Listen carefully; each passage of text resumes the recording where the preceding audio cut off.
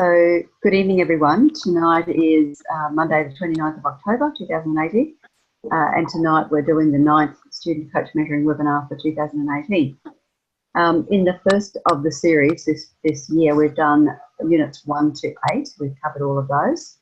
So for those listening, if you haven't looked at those recordings, please do, I suggest. And they'll cover each of the 8 units in turn. So for this 9th one, Angela, thank you so much for your feedback and for your suggestions. So tonight we hope to cover,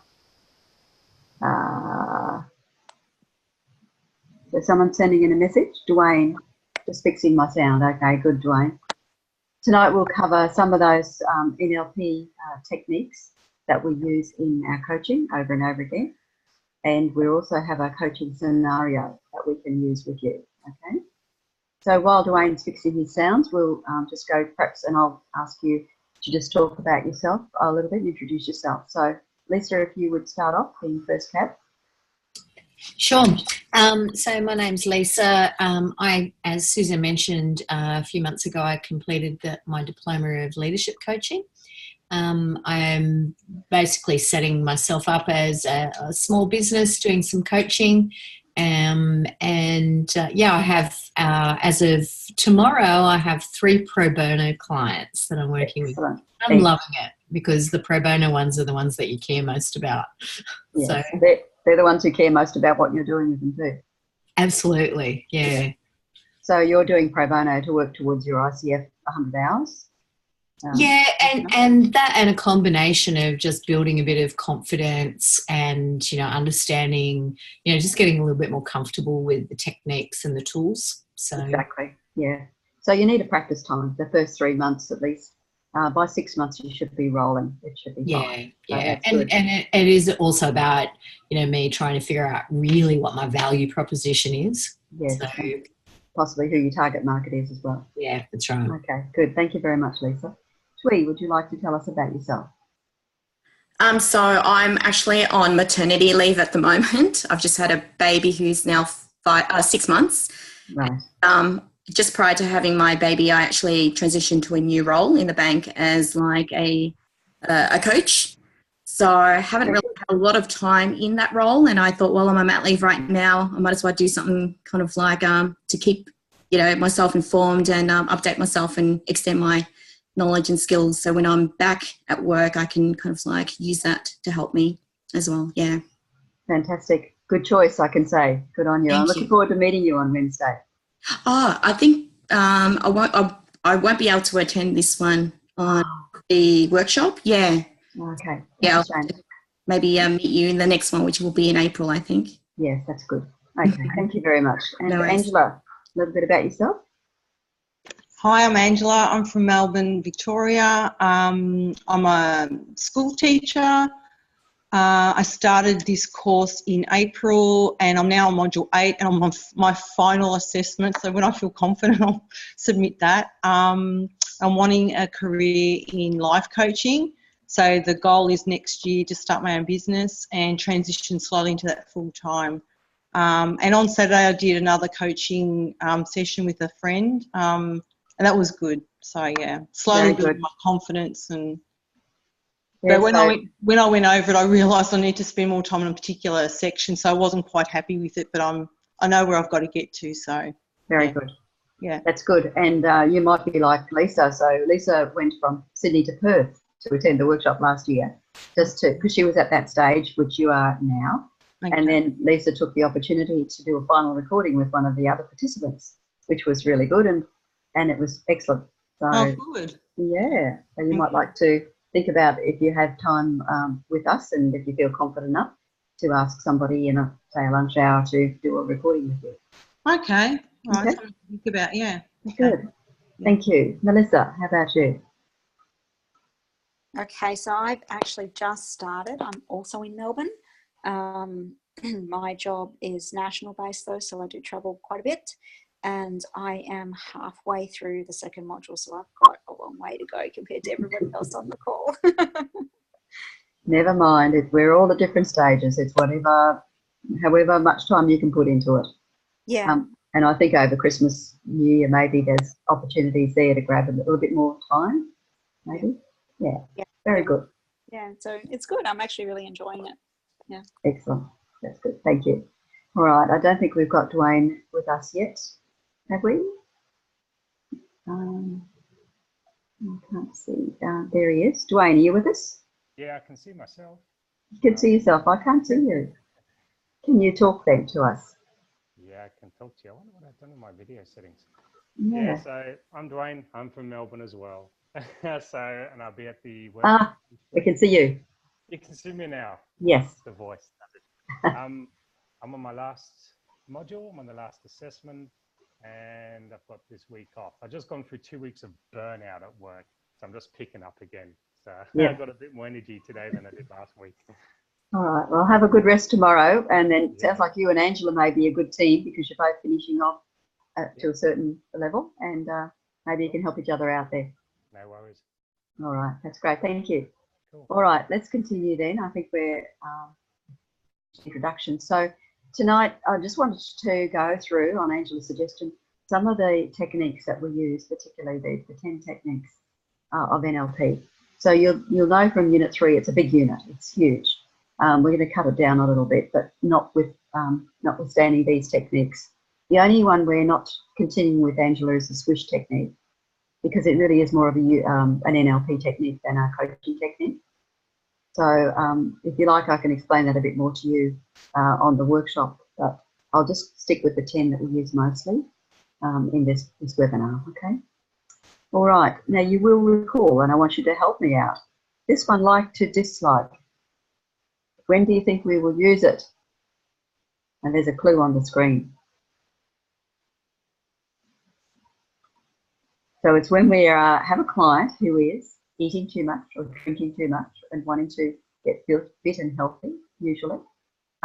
We haven't actually used it with smoking as an addiction, because I think that's an addiction that's really therapeutic. Intervention is required. But you get clients and they will come to you and say, look, I want to cut down on my soft drink intake or my ice cream intake or something like that. You know, I'm a sweet tooth, so cut out the chocolates and the pastries and whatever. Or even, you know, more and more clients are feeling stressed at work, so they're coming home and putting a bottle of wine down their throat. So this is where this technique is useful, okay?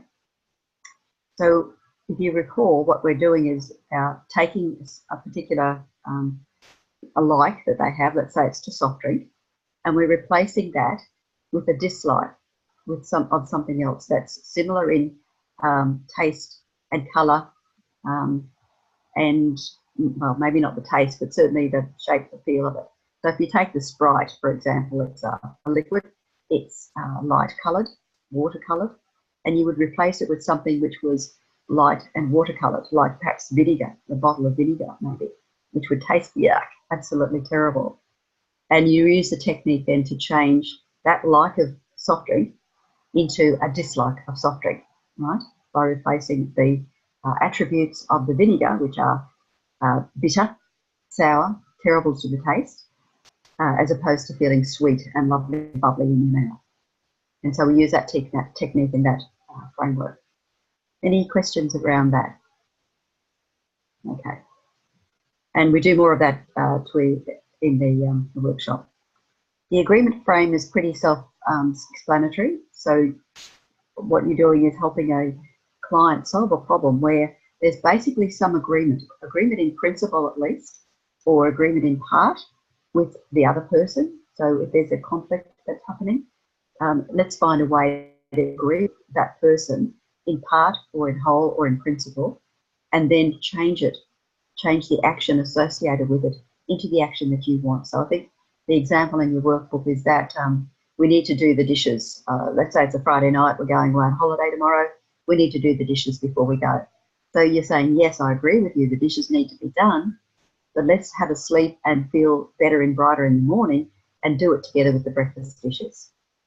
So the higher order purpose of getting the dishes done is achieved, and there's agreement on that, but the way that it's done, the actions that are taking place are different, and the other person is happy because they get their way, they get the dishes done, and you're happy because you get it done in the morning, not now when you're tired and you just want to flop in front of the TV, okay? The purpose frame, I think, is the next one. So with purpose, what we're doing is appealing to what is the higher order purpose that this client wants. Now, the picture there is a bit of, okay, so the lady is there and she's clear, but the background is unclear.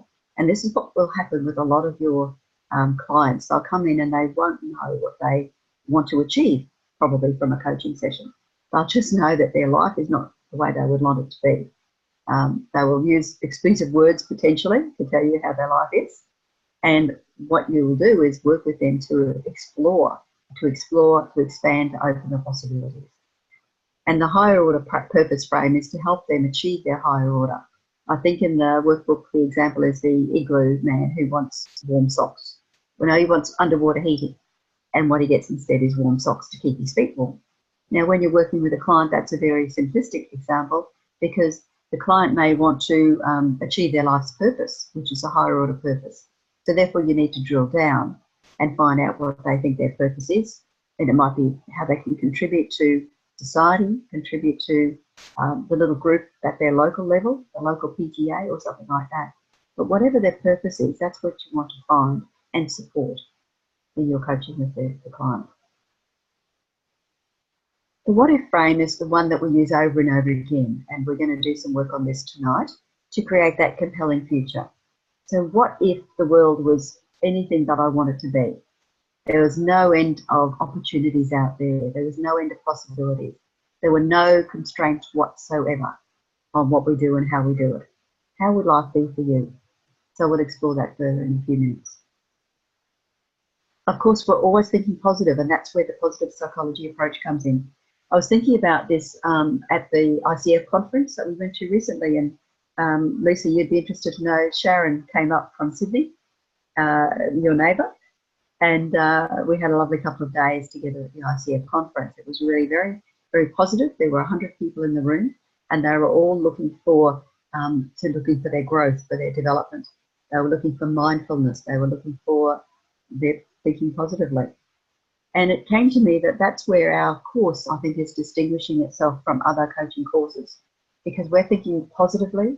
We're also looking at what lies underneath the techniques that we're going to use for coaching. So what are the values that are the key values of the person that we're concerned with, the client?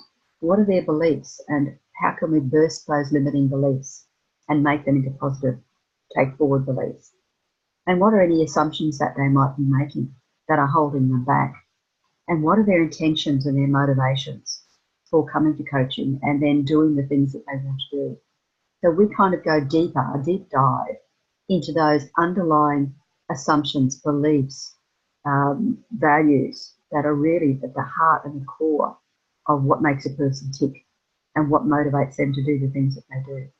Of course, then we've got the techniques of coaching, but they're more at the surface level, and we can teach those to you. It's only when you start to be able to use the techniques to go deep dive with the client that you're really going to start to give them some self-awareness and some insight, and you're going to see them tear up potentially. At the last Sydney workshop we did, we had, I think, 2 of our people like yourself, 2 students. In fact, there's probably 3, I think, who really deep dived into their issues, and it was a safe environment. And that's what it's all about, creating a safe environment, a positive environment for your clients to deep dive into their deepest issues with you, and for you to be robust enough in your confidence in your own coaching, in yourself, because you know yourself well. And I think, Lisa, you may actually know yourself, and Dwayne particularly, much, much better, and Angela, now that you've done the course, potentially. Would I be right in saying that? Dwayne? Yeah, I definitely think so, Suzanne. Yeah, great.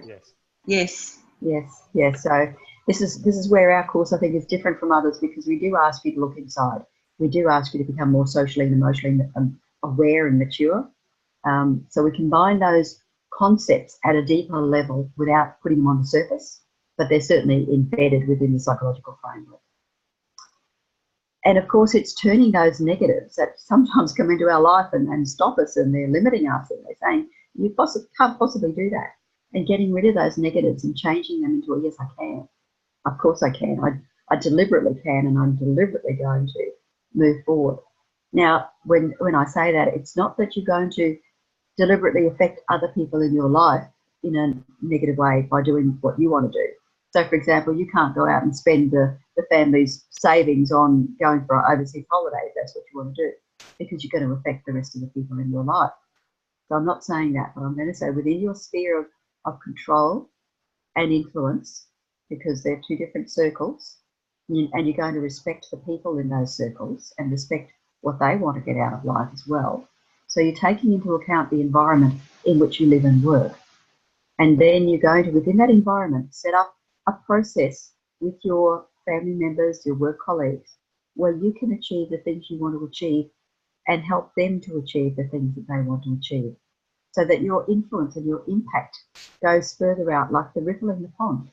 It goes further out to help and support other people at the same time as you're helping to support yourself and get where you want to be. Is that okay with people? Okay. Now, this ambiguity, this is the world we live in. We've got so much bombarding us with, social media, and I might have to turn off my video in a minute. I might actually do that now. Sorry about that. Otherwise, we're going to lose connection. And it all comes to us, and we have to filter it, we have to sort it, and we have to live in the greys, because the world is not black or white as it was in the previous slide. It's not like that at all. It's like this. It's a kaleidoscope of colours and possibilities and opportunities, and we have to filter and sort that and say, well, is this an opportunity for me, or is it really just going to take me down a rabbit hole? Because we don't want you to do that either. So being ambiguous is saying it's not right, it's not wrong, it's not left, it's not right, it's somewhere in the middle. So it might be something that I want to explore and go into what I call the grey area to see if it is going to fit for me or not. So it's about taking risks that are, I think, calculated risks in life to get us to the next step, because as we all know, that phrase is, if you keep on doing what you're doing now, you're going to get the same outcome. And if you just continue to do it, you're just going to bang your head against a brick wall. So you have to do something different. You have to take that little step forward and see what the result is. And let's face it, when you do something different in your life, it affects everybody else around you. And so having a little step forward, they'll say, what are you doing differently? That's something different. Why are you doing that? And you need to either explain to them or say, look, just come on a journey with me. I'm experimenting. I'm discovering. I'm trying to find out what works differently for me. How about you take that journey with me, particularly with a colleague or with a partner, and see what their response to you is going to be. Because life is ambiguous, and we need to be flexible and mobile and work in an environment where it's, they call it VUCA, volatile, uncertain. What's the C for? Can't think of it. Dwayne, you would know. And adjustable. We have to be adaptable. VUCA, I can't think what the C is for. There's no level of certainty anymore. So to live in the greys is to set aside all that we know and love, but not the principles of it, but perhaps the way of doing that or getting that. For example, belonging to a certain group or work group. The patterns, some of the patterns that are not serving us well, and embracing some other patterns, some other ways of operating and interacting. Any thoughts on that? Okay. So here's a model of the next technique, which is the chunking up, down and sideways. So you might get somebody who comes in and says, I want to change my job. I don't like what I'm doing. It's dead dull and boring. So you might talk to them about, what is it? Okay, well, it's front serving, customer facing person on the phones in an insurance company. Okay, so what if you chunk up a little bit and maybe go sideways a little bit? Perhaps you could get a job still within your skill set of phone conversations with people, but maybe at perhaps a level of, say, the ATO, if you wanted to do that. So a bigger organisation where perhaps there's more opportunity for you to grow and to step up in the world. So that might be an opportunity for them to look higher. So then if you were to take it higher and chunk up even higher, you might say, well, look, what is it you really want to do in life? Is it that you want to stay as a telephone operator, or do you want to actually get more training in, say, internet or computing? Because you seem to be quite good at that. Well, I could do that. So let's jump down a bit into, if I were to do that and get more skills in that area, what would you have to do? You'd have to go and learn some things. So you might have to go and study. So you might get a job in the ATO, first of all, and then go and get a job in a computing lab or something like that. So you're always sort of chunking up and chunking down to see what fits for the client, and also chunking sideways. So if they didn't like what they were doing, maybe they'll want to go over here and have a look at some of their hobbies, where they really do get a passion and a sort of desire to work and go to work every day. And so, you know, their hobby might be painting, for example. So how can they do some painting on the side and sell some paintings and get some more of their craft skills and get into another network where over time they can transition from where they are now to where they want to be, which is, I guess, what you guys are doing. You're transitioning from your regular day job to where you want to be via the looking at your higher order purpose and looking at how you can get the skills to actually take you to that next level. Okay? The next technique is anchoring. So this is a specific technique where once we've got our higher order purpose and our desire, and we go through a VAK process, a visual auditory kinesthetic process of where we're going to be with our future, we're going to anchor it. Now, we won't talk about anchoring today. I'll leave that to the last session next month, and we'll have a look more particularly at anchoring and also future pacing, which are how you make sure that all of the aspirations you want for yourself in your life and all the motivations and all of the happiness that you want and joy in life is going to be anchored somewhere on a part of your body that you can access at any time that you're feeling down, or you're feeling, oh, I'm feeling a bit grumpy today, or I'm not quite picking up the pace, or I'm feeling out of sorts. And you can go to that anchor that you've set for yourself, and we'll do some more of this on the workshop, and then you can future pace that out so that you can access it any time in your day or in your night, or no matter where you are, if you're feeling stressed or if you're feeling just need a bit of a pickup.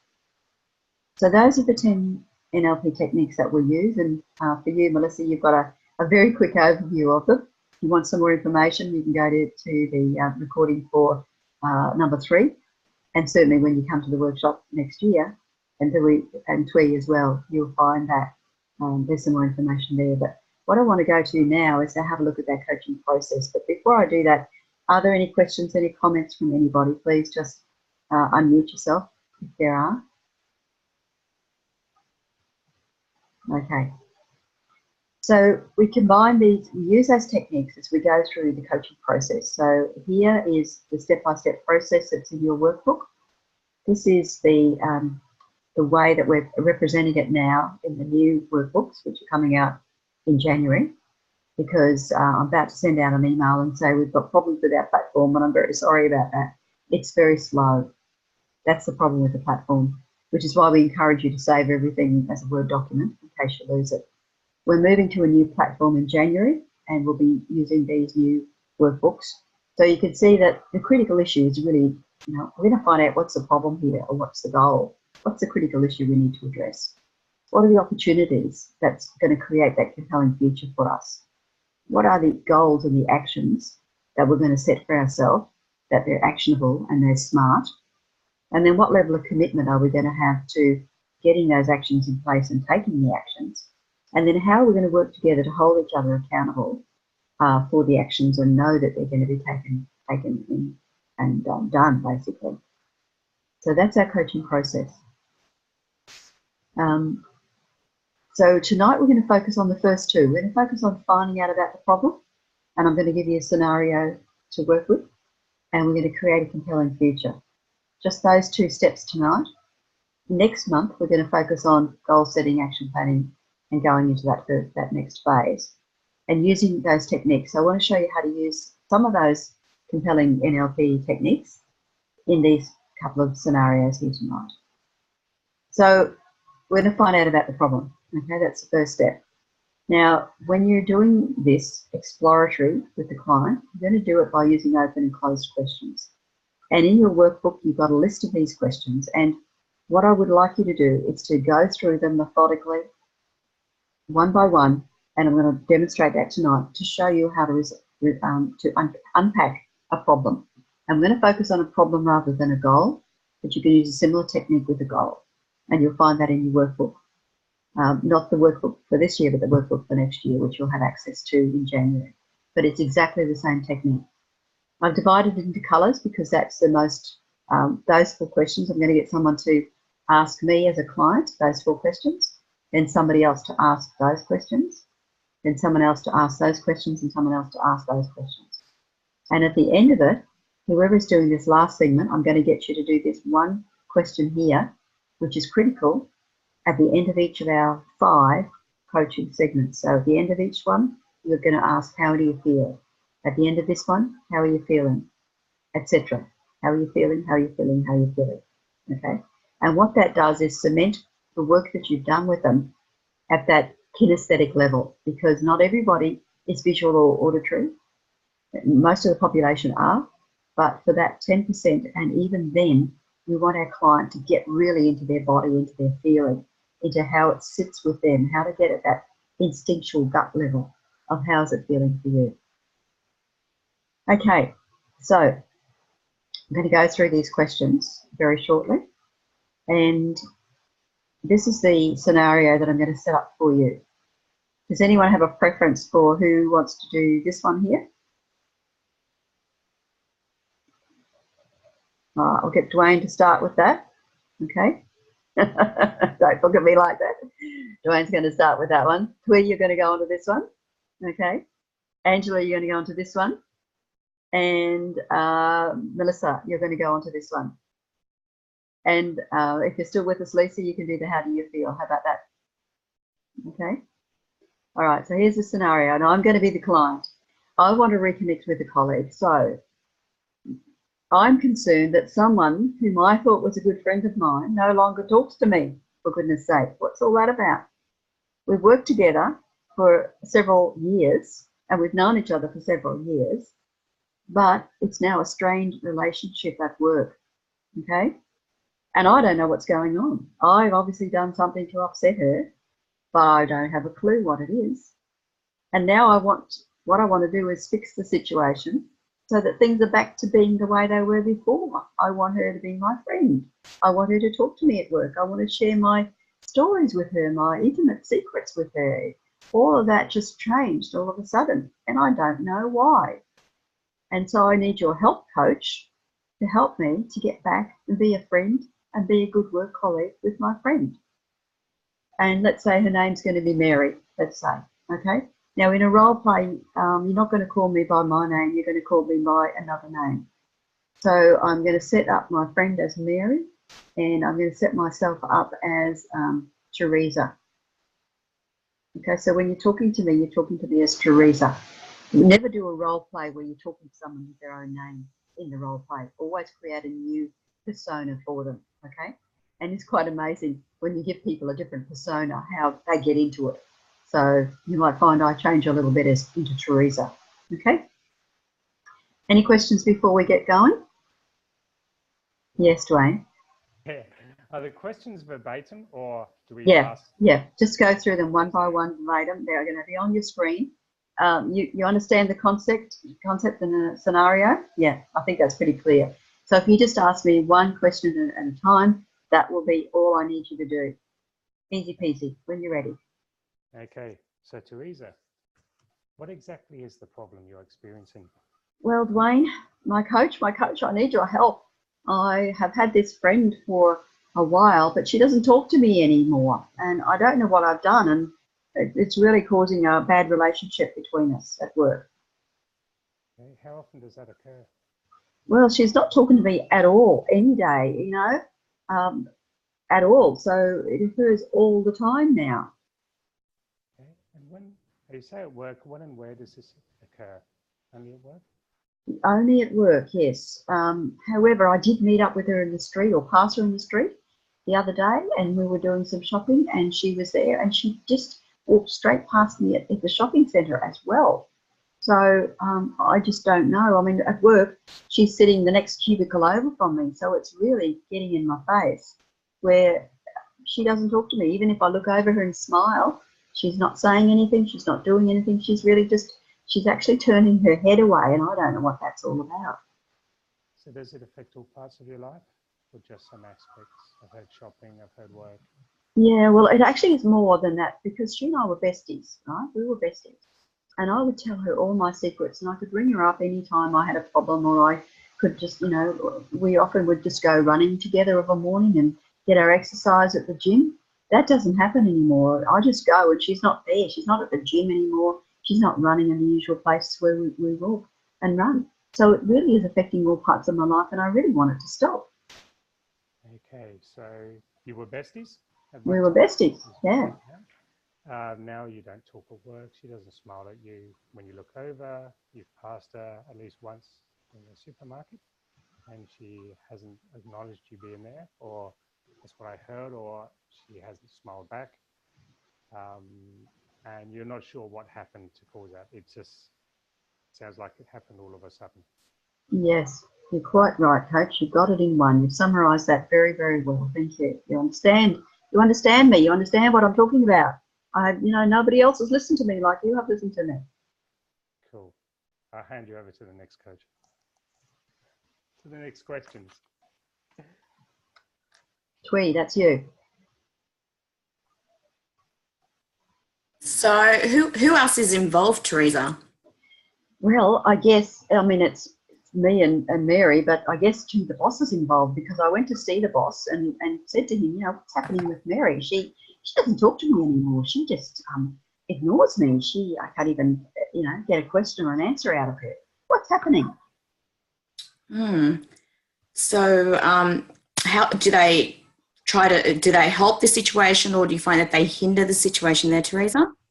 Well, the boss didn't help me at all. I can tell you that right now. He did not help me at all. He's not hindering the situation in any way. I mean, he's still the same to me and to her, I guess, but he's certainly not helping at all, which is what I wanted him to do. Okay.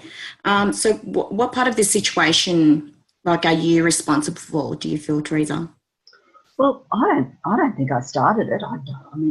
Although I suppose I must have done something to get it started, but I really don't know what I've done to make her feel badly towards me.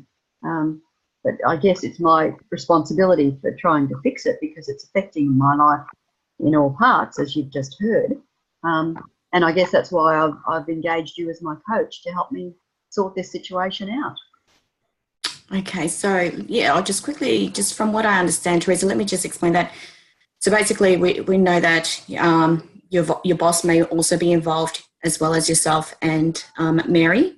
And at the moment, your boss really isn't doing anything to help the situation at all. And obviously, you yourself do feel somewhat responsible for this, situation that you're in where yourself and Mary aren't really talking. Is that? Yeah, that's right, Twee. You've got it in one. That was a very good summary of what we've been talking about. And yeah, I'd really, I thought my boss would have helped me, but he's not helping me, so I've just got to help myself, I guess. So, yeah. Okay, on to the next coach. All right, Teresa, what have you done to resolve the situation? Well, I've tried to sidle up to her in the lunchroom. I've tried to sit beside her for lunch. She just gets up and walks away. I've left a little notes on her desk to say, Mary, look, I think I've upset you, but I don't know what I've done. Can you tell me? So I've done that sort of thing to help resolve the situation. Okay, and with what result did that produce? Well, nothing. I mean, things haven't changed. In fact, they might have even got worse. Before she was just ignoring me, but now she's actually physically getting up and leaving the room when I come into the room. So, I mean, that's probably escalated, which is part of the reason that I'm here talking to you. Mm-hmm. Have you thought about anything else you could do, any other strategies you could apply? Well, no. I mean, I'm exhausted, everything that I could do. I'm at my wit's end. I just need to get you to tell me what to do, Coach. Okay, so you're telling me that you've tried to sit next to her and approach her, leave notes, but to no avail, she just ignores you and walks off. And this obviously isn't working, and you're at your wit's end, not knowing what to do. So that's why you're here for strategies and problem solving to see what you can try next. Is that correct? Exactly, that's right. And I want you to tell me what to do. Well, you know what? It's a partnership here, so we're going to both explore different opportunities and strategies. So it's not me telling you what to do; it's us together exploring ways that we can resolve your problem. Oh, I just want you to tell me what to do and I'll go and do it. All right, okay. Next coach. Okay. So do you need help, support or resources from anybody else to overcome the problem? Yes, I do. I really do. I need to have some strategies to actually resolve this conflict because it's just eating me. I'm waking up at night and not sleeping and thinking about it. So yeah, I need some help. Okay. And how committed are you then to resolving the problem? Well, I'm like 100%. You've got me because I need to get some sleep. I need to stop running this around in my head at night. I'm cranky in the daytime. I'm cranky with my family. I'm going to work and I'm half falling asleep in the afternoon. It does need to be solved. Okay. And when it's solved, how will things be for you once this is resolved? Oh, it'll be magical. It'll be back to where we were. Like we were besties and we'll be back to being besties again. And we can go, running and go to the gym and do all that sort of thing. I can ring you when I have a problem. So that would be absolute. I'll feel over the moon. I'll feel so happy. Okay. So you're looking for some support strategies that you can implement and you feel 100% committed. And what you really want is to be able to get back to the way that things were so that you can call her and you feel like you've got your best friend back. Absolutely. But you've got it in one, Coach. Thank you so much for summarising that. So, Teresa, how will you feel if you can resolve this issue? Oh, well, when I resolve it, I have to resolve it. I will feel like 100%. I will feel that I'm back on board, back on track. I'm going to be out there bouncing around. I'm going to be my happy self again. I'll be humming to myself. I'll be jogging every morning. I'll be going to the gym and lifting weights. And, I'm just going to be over the moon. Oh, I can feel it already. Yeah, great. When can we get started on the rest of this session? That's something to look forward to, isn't it? It is, isn't it? Okay, cut the scenario. Well done, all of you. Well done. You just went straight through it. Okay, can I just ask, did you hear how it just sort of flowed? Yeah, just by asking those questions. So when you come to the workshop, when you do your coach recording, I really want you to just ask those questions. I know it's mundane and routine and templated and everything at this point in time, but it works. And can I say that this is one of the only times I'm going to stipulate to you, you need to ask these questions. And Lisa, you can verify for me that this worked for you beautifully with your coach recording, didn't it? Yeah, and to the point where the first couple of times I tried to ad-lib, and, expanded on the questions because I felt I was smarter. And it was actually much better if you just ask the questions absolutely verbatim. Absolutely verbatim, yeah. Okay. So for those coming to the workshop, this will be your chance. You've got a preview of what we'll be doing. You've been through it, you've experienced it, you know it works. Okay. I've got a question. Yeah, sure. Yeah. I did this on Saturday and I read them verbatim, but I had them on a computer screen and I felt that was distracting. Is it better if I have it on a piece of paper in front of me? Lisa, absolutely. How do you find, what do you think works for you? Or yeah, look, I do tend to have them on the paper. Okay. I've even tried like my iPad, and my iPad's a little bit distracting even. But I am doing a couple of clients over the phone, which has the beauty of they can't tell what you're looking at. Yeah. So, but yeah, I the ones that I've done face to face, I actually have got a copy of the questions written out on a bit of paper, just carry with me. And it's actually the couple of pages straight out of the workbook. So. Okay. I had another question too on Saturday, and actually the other people I've coached, they've actually said to me, what should I do? What should I do when I get to that point? What's a good response to that? What do you mean, what should you do? When we went through the scenario, you were saying to me, what should I do? What should I do? And that's actually happened to me. So what's a good response to that when they say that to you? Fantastic question, because this is, you don't give them any coaching or solutions at this stage. This is just finding out about the problem. That's all. This will take you 10 to 20 minutes. to ask these questions and not give any answers, because it's, as I said with you, I want you to tell me what to do. And you said back to me, you don't, that's not what I'm here to do. I'm here to help you gain that self-awareness and insight, so you come up with the solutions yourself, and we'll talk about that further. So please just say to them, look, I understand you want to get into it. However, there's another step in the process before we really get into it. And I'm going to take you through that next, okay? Yep. Just going back to your question about computers, I prefer if you would have a pad and pencil, biro, whatever, and write a few words. And when we get to the workshop, you know that I'm very particular about writing their salient words, their pertinent words, their unusual words, their strong words, right? Their powerful words. It's not writing verbatim, you know, I went and saw the dog or whatever. It's I saw a fantastic Alsatian with a long mane or whatever their words are, the powerful words, they're the ones I want you to cotton on to, okay? And if you can avoid typing into a computer or avoid having a screen in front of you, it cuts the flow, I think, of the conversation and cuts a bit of the rapport between you and the client. So it is an art in terms of remembering what they say and what to note down and what to not. And as Lisa said, if you're doing a coaching session on the phone, it's easier because you can write whatever you like in any way you like and no one's going to know about it. So that's fine. Any more questions before we go on? Okay, so we're going to continue the scenario and we're going to go into creating a compelling future with this client, okay, with Teresa. So these are where we look at the what if questions, okay? We look at the chunking up and down potentially to look at the higher order purpose. We're always looking at the positive front foot and we're using the VAK, okay? So I'm going to try and demonstrate how we use that, all right? We're going to start in the same order, but I think we've only got 3 questions here. So to create a compelling future, you're going to ask the client to identify what would their life look like if there were no constraints and they were to able to imagine the brightest possible future. And you're going to spend a lot of time on this step. You're going to spend 10 to 20 minutes on this step, okay? Now, there's no prescriptive questions in here, but there are some questions because they're going to be fairly open-ended questions that you're using, and they're going to be powerful questions that you're using in this segment.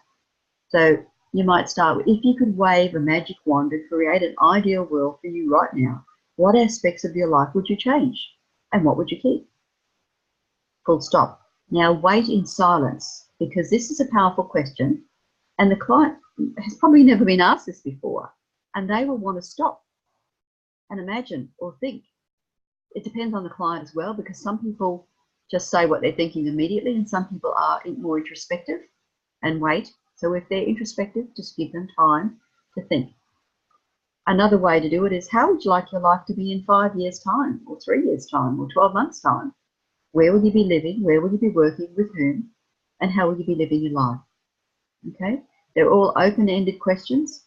They're not so powerful, but they are, I suppose, potentially powerful because you're asking them questions that they'd never even thought of before and had nobody asked them that before. Now, these are questions straight out of your workbook. They're in there already in unit, I think it's 8.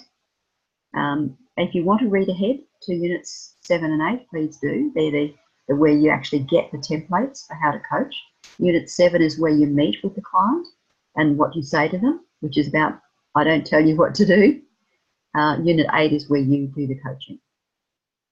So, and what we're looking at is to get to their higher order purpose, and we're also looking to get to what their values and their beliefs are.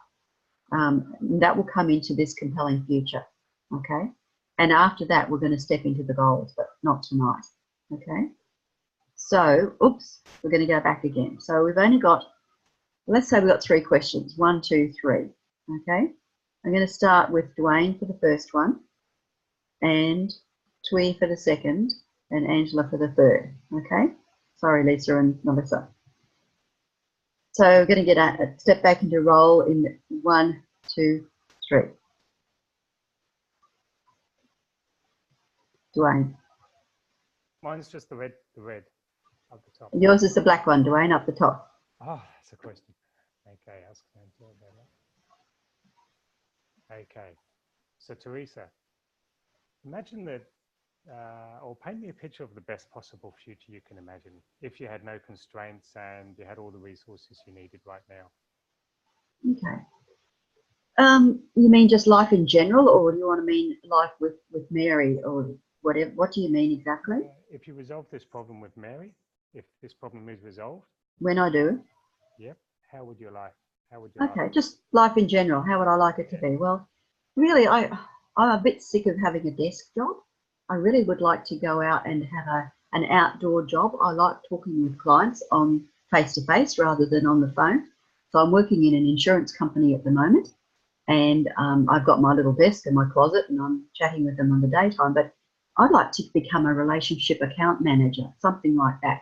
That would be great, because then I'd be out on the road, have freedom, I'd have fresh air, I get constrained by an office.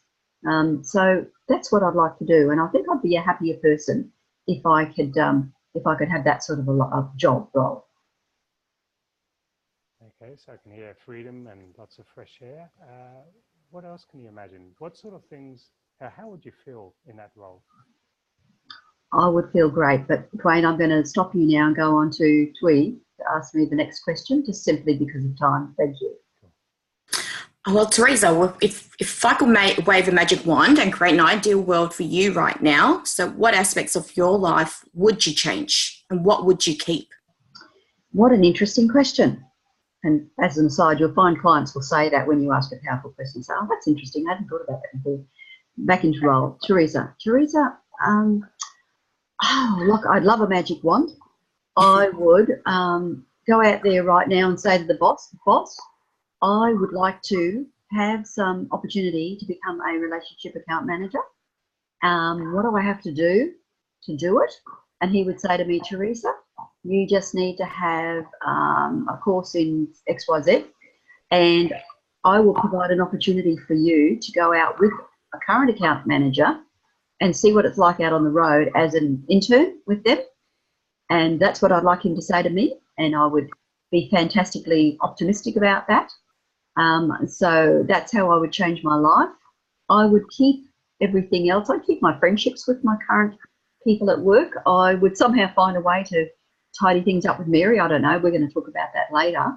I would keep my life and my family, but I'd just be feeling a lot more freer and less constrained in an office environment. But that's what I do. I'd change my life so I have an outdoor look and an outdoor working environment, but I would keep my friendships with the people I've got now. That's a really great response. And from what I gather from that, it's mainly, I guess, your work aspects of your life that you mainly want to change. But apart from that, from what I hear, you're quite content and happy with your life and the friendships that you have at work. And apart from the relationship you currently have with Mary is what you really want to change and get back on track, right?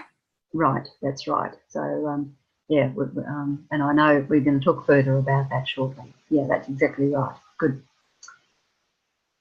Okay, Teresa, how would you like your life to be in 5 years' time? Oh, well, I haven't thought that far ahead. That's a long way away. I don't know what's going to happen in 5 years, but let me just think for a minute. Well, I probably wouldn't be out on the road as a relationship accounts manager. I'd probably be in charge of the people out on the road as a relationship accounts manager. That's what I'd be doing, wouldn't I? Okay, that sounds pretty good, exciting. What about in 12 months' time? Oh, in 12 months, I think I'd be still learning about my clients and probably getting some more clients around me. But probably by about 3 years' time, I'd probably be getting my application ready to get into a manager's role, I think. Okay. Enough time for me to do that. Mm-hmm. Oh, and where do you think you'd be living and working in the future? In the future, well, look, my ideal is not to live in the burbs. My ideal is to live on acreage, okay? I'd really love to get on acreage. My husband and I come from the country originally, and he doesn't really like the city either. So, you know, we're living in suburban Melbourne, Victoria, and we come from, where do we come from? Oodnadatta or somewhere like that. So we really like to go back. We've got family back there too. It's a cattle property and there's grazing and we love it. And he has always wanted to go back into family business. So I think in 5 years, I will have achieved my dream of being a relationship account manager. And let's face it, with the insurance company, I'd like to stay with them, but they're doing some remote location work. And I might have to go back to the telephone, which would be fine because I can do the telephone work from Oodnadatta. And I could probably just go and travel and see some of those clients out there and do face-to-face relationship accounting as well. So I could probably get best of both worlds. And we could be living on the family property and helping the family at the same time. That would be good. Great. So it sounds like you've got a bit of a long-term plan there. In the next 12 months, you're going to train up to be this relationships manager. And in 5 years' time, you see yourself as getting that position and being the manager and having that big life change with your husband. You're going to move to an acreage on a cattle farm and living your life there nice and peaceful and calm, but still maintaining your career from that country area because you've got technology and so forth. So you got the lifestyle you want, the career you want. Sounds pretty good. Good balance there, Teresa. Yeah, well, you've summed up in one, Coach. That's very good. And, the last three questions that you've given me have really taken me to a different space. And I'm in a mood now that I really want to just tackle this Mary problem and get that off my plate because I'm excited about taking that next step and going to see my manager and seeing what I can do to do the study I need to do and all that sort of thing. So you've really lifted me. I feel, as you would say, how do you feel? I'm feeling happy. I'm feeling very joyous and overwhelming. And I just want to make some notes and write some things down. Is that what you would encourage me to do? Oh, that's fantastic, Teresa. It's great that you're feeling positive now about your future. That's awesome. Okay, cut the scenario. So what you would encourage this person, Teresa, to do is to have a journal, which you as a coach may supply to your clients or maybe not, but have a journal for the coaching and make some notes just then and there on the spot. You probably, depending on how long it's taken to get to that point, and I don't know what we've been doing, maybe half an hour or something, you might stop the coaching session there so that person, she can go and do her vision board, for example, or go and write something, or go and consolidate, or go out into the grass and just sit down on the grass and imagine, So just take your cue from the energy of the client. If they're keen to drop into their goals and action planning, go there. But if they're not keen or if they're really excited and they just want to take a break, your coaching session may be only a half an hour, not a full hour to accommodate that. Okay? Now, Melissa, do you have any questions of anything that we've done so far with this scenario? No, it's pretty straightforward. Yeah, okay. Lisa, any comments? No. This is. I found this actually easier than I thought it would be. Because? Just I think it somewhat depends on your client in the scenario, but the energy really lifts as you're starting to think more positively. Yeah, that's right. So when you come to the workshop, we'll ask you to bring 3 issues that are important to you. They could be a work issue, a life issue, something else, and to work on. And the reason for doing that is because we want you to experience being coached and to do that deep dive, if you can, in that safe environment, because that's what once you experience being coached, you can then coach others, okay? And you can see what's happening for them. You can feel what's happening for them. I think, Lisa, you would agree that that's what happened in our workshop with you and the others? Yeah, for sure. Yeah, okay. Might stay on afterwards with you, Lisa, if you wouldn't mind. I just want to talk to you about one of the other participants in that workshop, just confidentially. Yes. Yeah, okay. Yeah, no problem.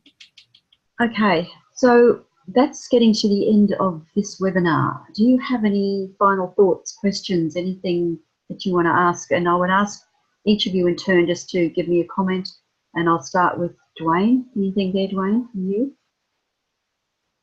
One thing actually, with the questions and memorizing the questions, I used a memory link technique to memorize them all, so I don't need them written down anywhere. Okay. Relatively simple using the alphabet, so I can show anyone that at the on the day, on Wednesday. Yeah. I can do a video of it if someone wants to learn it. Okay, you might post it on the alumni for us as well. Yeah, I could do that. Dwayne's a man of many talents, I think. I haven't met you yet, but from what I can gather from your assessments, you've got so many talents, particularly in the technology field, that, because that's what we want you to do in your coaching, is scale up and down and use virtual as well. You're just going to add it to your face-to-face. But of course, for every client that you coach, we want you to, if you can, have a face-to-face with them, and that's either in person or by virtual. So that's the reason for asking you to turn on your videos as well, so we can see each other when we can start that relationship in absentia of knowing you. Thanks, Dwayne. Twee, over to you. Well, I felt this was a really great webinar at the moment, and I mean, I haven't really gone much into the course itself through the Diploma of Professional Coaching, but yes, this is quite good and makes me kind of want to go back and just revise on what I've kind of done already. And I really can't wait for that workshop, which is going to be next year. So I can't make this week's. I know. That's such a sad. Anyway, life will happen, and you know, we are where we are meant to be at the right time. So when the right time is there for you, it'll come. Thank you, Angela. Yeah, I found tonight really helpful, and the role play was really good. Step 1 was good. The step 2, it made a lot of sense. Now, the compelling future, I struggled with that a bit with the few little sections that I've done. With the 3 questions, you just pick one. Is that correct? That you would then explore with your client? Is that correct? You can pick one, or you can use the 3 of them, but pick one. And what you do then is follow what the client is saying to you. Mm-hmm. So as you did with the ones that you had, so 5 years' time, you said, well, what about 12 years' time? Where will you be living, etc.? That's a follow-on type of thing. So you could start with that question, just follow on. You could start with any of them and just follow on with the energy of the client. And you don't have to use those. So there's some other examples in the workbook as well. And when we get to looking at powerful questions, there's a whole range of them, and we'll experiment with some of those on the workshop. All right. So depending on how the client is, you'd use 1 or 2 or 3. Just go with the flow. Go with the flow. Don't repeat them. So if No. covered them, don't repeat them. Just go with the flow and follow their words and their language and their style. Yeah. I guess another question is too, I know a typical coaching session goes for an hour, but how do you measure when you may stop, or if you do certain sections that you won't quite get through in the hour? Like, how do you gauge that? You look at the energy of the client. You see if the client's still got energy to continue, and you ask them, would you like to keep on going? Mm-hmm. Would you like to stop now and just have a break for a little bit, or consolidate what we've just been looking at? Or would you like to just leave it there for today? You're always asking the client, because it's a client-led agenda. Okay. Be guided by what the client wants. Now, you know, some people, they've paid for an hour and they want an hour, so they'll stick with it, and that's fine. But give them the choice. We're always about providing opportunity and providing choice for clients. Okay? All right, thank you. Yeah. All right, thank you. Melissa? I think I went first, but yeah, I really appreciated the fact that you guys are so far ahead of me in this. But it was great to go through the role play to see how it plays out. So that was really good. Thank you. Thank you. And Lisa? I think I really saw the benefit of this creating the compelling future at the workshop, Suzanne, where you gave some suggestions around making it, really focusing on, the kinesthetics for the client, for example. Yeah. I remember how we talked about, using all the senses and how that made such a big difference. So when people get to this section in the text, I saw how much difference that made. So what will it smell like? What will it feel? What will you touch? What will you hear? Those sorts of things. And that's great. I forgot about those, but Angela, that answers your question. So when you go through that question of the last one there, so where will you live in? What you go to the VAK then? What sounds will you be hearing in the country? I'll be hearing the cattle grazing. I'll be hearing the birds chirping. What will you be seeing, etc. And how will you feel? What about the sunlight? What's the temperature? What's the pressure? All those VAK things add to that scenario. So we'll do that in the workshop. And thank you, Lisa, for reminding me about that. Couldn't do everything tonight. That's okay. I've just got such a strong image of Darren actually walking across the room, and so it just really made it really, quite, meaningful for me. And this is the beauty of the VAK, because if you can get people into their preferred style, their preferred learning style, and as you say, you mentioned this person, Darren, he was kinesthetic, and so sitting here talking, chatting, and sitting down is not his preferred style. So we got him up, Lisa got him up and walking, right? Which is what I'll show you on the workshop, how you can walk people through the year 5 to year 3 to year 1, etc., and look at their goals at the same time.